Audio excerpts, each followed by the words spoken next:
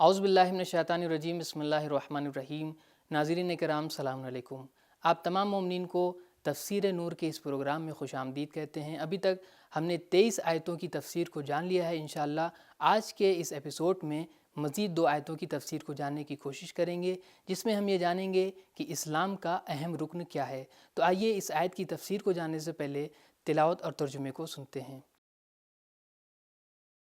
كتاب أنزلناه إليك مبارك ليدبروا آياته بسم الله الرحمن الرحيم قل إن كان آباؤكم وأبناؤكم وإخوانكم وأزواجكم وعشيرتكم وأموال اقترفتموها وتجارة تخشون كسادها ومساكن ترضونها أحب إليكم من الله ورسوله وجهاد في سبيله فتربصوا حتى يأتي الله بأمره والله لا يهدي القوم الفاسقين۔ آپ کہہ دیں کہ تمہارے آباء و اجداد اور اولاد اور بھائی اور بیویاں اور تمہارے خاندان اور تمہاری جمع کردہ دولت اور تمہاری وہ تجارت جس کے نقصان کا تمہیں خوف ہے اور وہ گھر جو تمہیں پسند ہیں، اگر وہ تمہیں اللہ اور اس کے رسول اور اس کی راہ میں جہاد کرنے سے زیادہ عزیز ہیں تو پھر انتظار کرو یہاں تک کہ خدا اپنے عذاب کے فرمان کو جاری کر دے، اور اللہ نافرمان گروہ کو ہدایت نہیں کرتا۔ ترجمے کے بعد آئیے اب اس آیت کے نکات کو پیش کرتے ہیں۔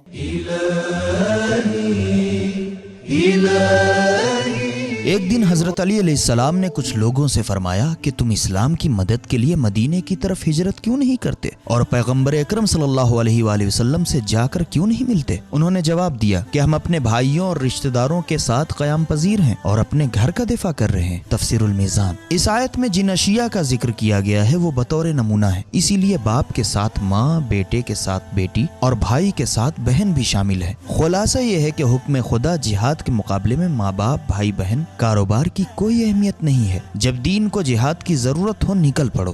خلاصہ یہ ہے کہ حکم خدا یعنی جہاد کے مقابلے میں ماں باپ، بھائی بہن اور کاروبار کی کوئی اہمیت نہیں ہے، بلکہ جب بھی دین کو جہاد کی ضرورت پڑے تو نکل پڑو۔ آئیے اب اس خلاصے کے بعد اس آیت کے پیغام کو بھی جان لیتے ہیں۔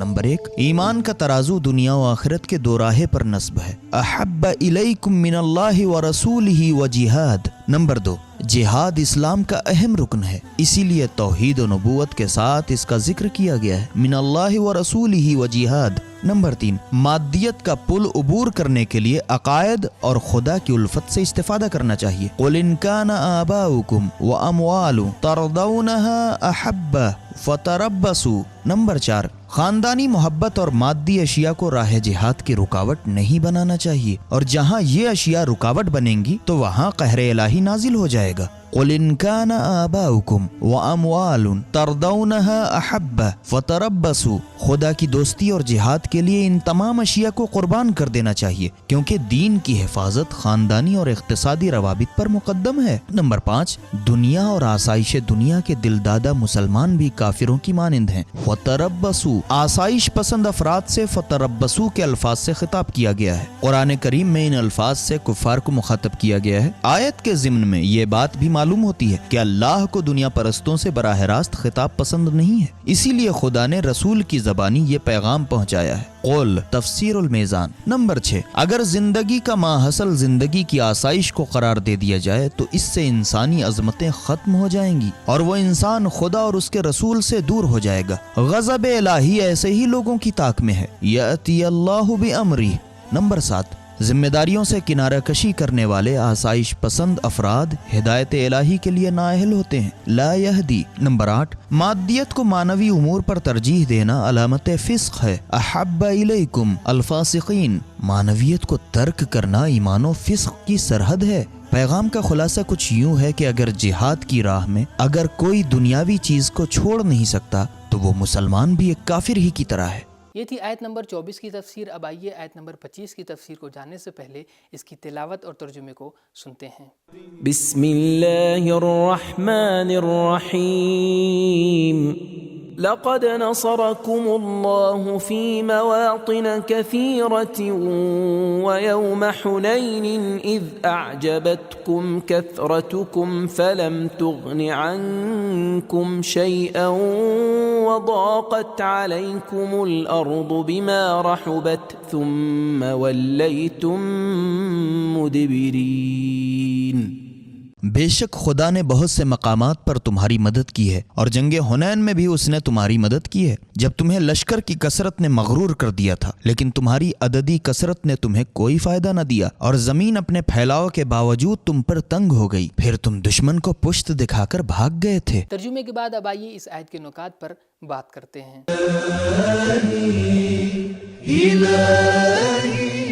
سابقہ آیات میں جہاد کی ترغیب دی گئی ہے، اور اس آیت میں اللہ کے لطف و کرم اور غیبی امداد کا تذکرہ کیا گیا ہے تاکہ امت اسلامیہ میں جذبہ جہاد کو تقویت فراہم کی جا سکے۔ پیغمبر اکرم کی تمام جنگوں کو اس آیت میں مواطن کثیرہ کے الفاظ سے تعبیر کیا گیا ہے، اور ایسے مواقع کی کل تعداد 80 تھی۔ تفسیر نور الثقلین الکافی جلد نمبر 7 صفحہ نمبر 464۔ روایات میں منقول ہے کہ ایک مرتبہ متوکل عباسی بیمار ہوا، اس نے بیماری کے عالم میں خدا کے حضور یہ منت مانی کہ اگر وہ شفایاب ہو گیا تو وہ کثیر درہم صدقہ کرے گا۔ اللہ نے اسے صحت دی تو اس نے علماء سے کہا کہ میں نے کثیر درہم کی منت مانی تھی، اب مجھے کتنے درہم دینے چاہیے؟ علماء تسلی بخش جواب نہ دے سکے۔ پھر یہ مسئلہ امام علی نقی علیہ السلام سے پوچھا گیا تو آپ نے فرمایا کہ اسے چاہیے کہ 80 درہم صدقہ دے۔ آپ نے دلیل میں مواطن کثیرہ کی آیت سے استدلال کیا، اور پھر فرمایا کہ اللہ نے آن حضرت کی 80 مقامات پر مدد کی تھی اور انہیں مواطن کثیرہ سے تعبیر کیا۔ تفسیر اطیب البیان۔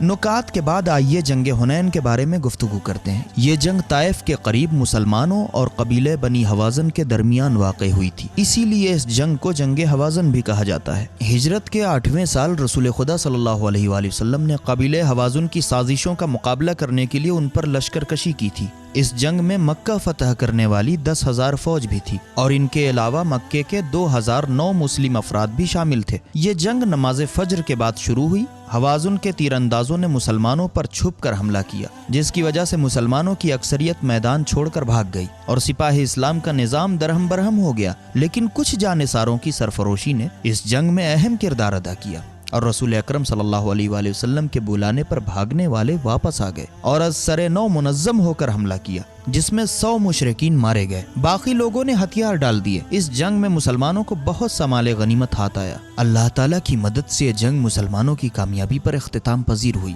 اس جنگ کے نتیجے میں کتنے افراد قید ہوئے اور کتنا مال غنیمت ہاتھ لگا اور اس کی تقسیم کیسے عمل میں لائی گئی، یہ کافی تفصیل طلب مسائل ہیں۔ اس کے لیے تاریخ اور جنگ کی کتابوں کی طرف رجوع کرنا چاہیے۔ اس تفصیل کے بعد اب آئیے آیت کے پیغام پر بھی روشنی ڈال لیتے ہیں۔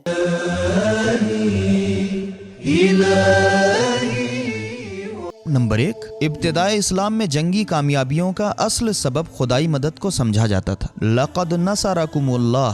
نمبر 2، اللہ کے احسانات کی یاد سے روح و ایمان کو تقویت حاصل ہوتی ہے۔ لقد نصرکم اللہ۔ نمبر 3، جنگ حنین انتہائی اہم تھی۔ مواطن کثیرہ کے لفظ میں جنگ حنین بھی شامل ہے، لیکن اس کی اہمیت کے پیش نظر اسے خصوصی طور پر بیان کیا ہے۔ مواطن کثیرۃ و یوم حنین۔ نمبر 4، بعض اوقات افراد کی کثرت اور مادی وسائل غرور اور غفلت کا سبب بن جاتے ہیں، اور اس کا نتیجہ شکست کی صورت میں برآمد ہوتا ہے۔ اعجبتکم کثرتکم۔ نمبر 5، انسان ہر وقت خدائی مدد کا محتاج ہے، چاہے کمزوری کی حالت میں ہو یا قدرت و طاقت میسر ہو۔ یہی وجہ ہے کہ جنگ بدر میں مسلمان اگرچہ کم تھے، لیکن خدائی مدد کی وجہ سے انہیں فتح حاصل ہو گئی تھی، اور جنگ حنین میں انہوں نے اپنی کثرت سپاہ پر ناز کیا تو شکست ہوئی، پھر جب خدائی امداد حاصل ہوئی تو کامیابی حاصل ہوئی۔ لقد نصرکم اللہ ویوم حنین۔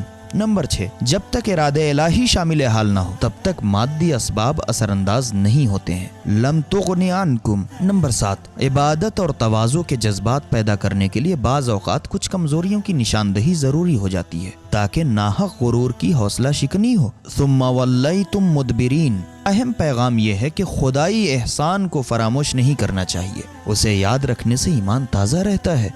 تو یہ تھا ہمارا آج کا پروگرام. آپ سب سے گزارش ہے کہ ہمارے اس پروگرام کو ضرور دیکھیں اور اپنے دوستوں کو بھی اس پروگرام کے بارے میں ضرور بتائیں. انشاءاللہ اگلے ایپیسوڈ میں پھر ملاقات ہوگی. تب تک کے لیے شکریہ. خدا حافظ. سبیل قرآن، ہدایت کا راستہ.